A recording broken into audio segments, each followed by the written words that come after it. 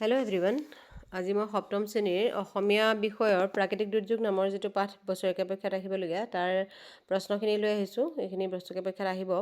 আৰু প্ৰথমতে প্ৰশ্নকেইটা পঢ়ি লওঁ। অসমত প্ৰলয়ংকাৰী ভূমিকম্প হোৱা চন দুটা কি কি? ক নম্বৰ প্ৰশ্নটো।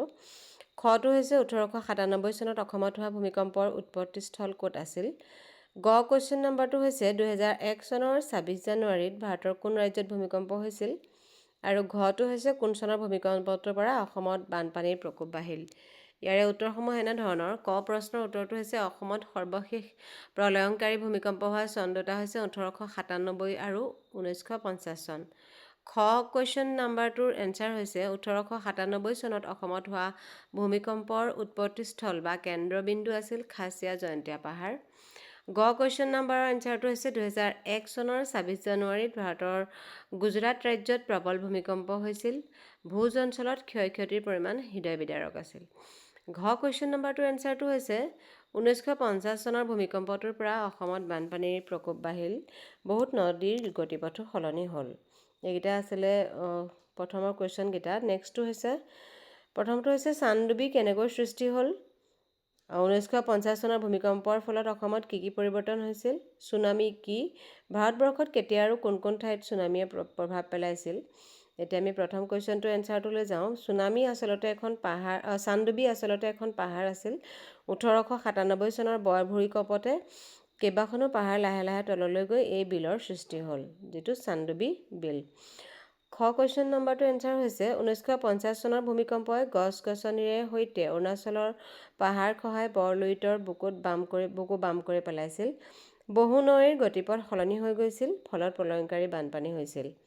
ভূমিকম্পৰ দৰে এইটো গ কুৱেশ্যন নাম্বাৰটো গটো দিব থাকি গ'ল। চুনামি এক প্ৰাকৃতিক দুৰ্যোগ। সাগৰত ভূমিকম্প হ'লে ইয়াৰ জলপৃষ্ঠ বহু ওপৰলৈ উঠে আৰু সেই ঢৌ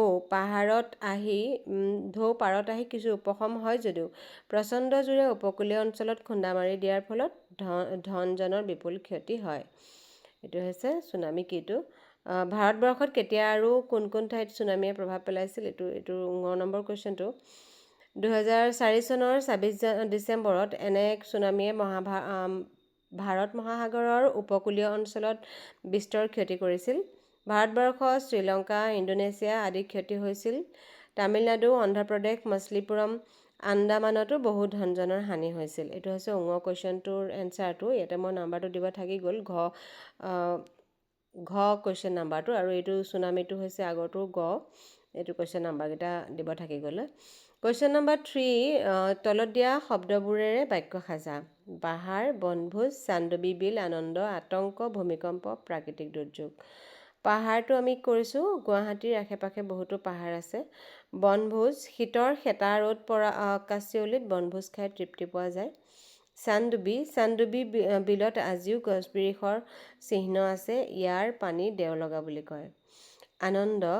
আনন্দৰ মাজতেই প্ৰাকৃতিক দুৰ্যোগে বিষাদ আনে, আৰু 1950 চনৰ 15 আগষ্টৰ ভূমিকম্প এটা উদাহৰণ। ইমান দীঘলকৈ নিলিখিবও পাৰা, কমাই লিখিব পাৰা, মই ডাঙৰকৈ দি দিছোঁ। আতংক, প্ৰাকৃতিক দুৰ্যোগত আতংক হোৱাৰ কাৰণ নাই, সময় সাপেক্ষে উচিত সিদ্ধান্তহে সৰ্বোত্তম উপায়। ভূমিকম্প এক প্ৰাকৃতিক দুৰ্যোগ। এইকেইটা হৈছে বাক্য ৰচনা কৰা যিকেইটা দিছিলে শব্দ আমাক সেইকেইটা। এতিয়া প্ৰত্যয় সম্বন্ধে আমাৰ পাঠত কেইটামান শব্দ আছে। প্ৰাকৃতিক, ৰূপান্তৰ, জয়ন্তীয়া, সাৱধানতা ইত্যাদি। এতিয়া আমি প্ৰত্যয় হৈছে মূল শব্দৰ পিছত প্ৰত্যয় যোগ হৈছে। মূল শব্দৰ প্ৰত্যয়বিলাক কেনেধৰণৰ দিছে? প্ৰাকৃতিক শব্দটোত প্ৰকৃতি যোগ ইক প্ৰত্যয় লাগিছে প্ৰাকৃতিক। ৰূপান্তৰ যোগ ইত প্ৰত্যয় লাগিছে ৰূপান্তৰিত। এইটো উল্টা পুল্টা হৈ গ'ল, এইটো জয়ন্তীয়া নহয়, এইটো ৰূপান্তৰিত হ'ব লাগিছিলে। জয়ন্ত যোগ ইয়াত জয়ন্তীয়া, সাৱধান যোগ তা সাৱধানতা। এতিয়া তা প্ৰত্যয় যোগ কৰি শব্দবোৰ সজোৱা। সাৱধান, বিচ্ছিন্ন, বিভিন্ন, বিশাল, প্ৰসাৰ। এতিয়া আমি তা প্ৰত্যয়টো যোগ দি দিলেই হ'ব। সাৱধানতা, বিচ্ছিন্নতা, বিভিন্নতা, বিশালতা আৰু প্ৰসাৰতা। আজি কুৱেশ্যনখিনি ইমানেই আছিলে। ধন্যবাদ সকলোকে ভিডিঅ'টো চোৱাৰ কাৰণে। আৰু এনেকুৱা ভিডিঅ' যদি পাই থাকিবলৈ ইচ্ছুক তেনেহ'লে ভিডিঅ'টো লাইক, শ্বেয়াৰ আৰু ছাবস্ক্ৰাইব কৰি দিবা। আজিলৈ ইমানেই। ধন্যবাদ।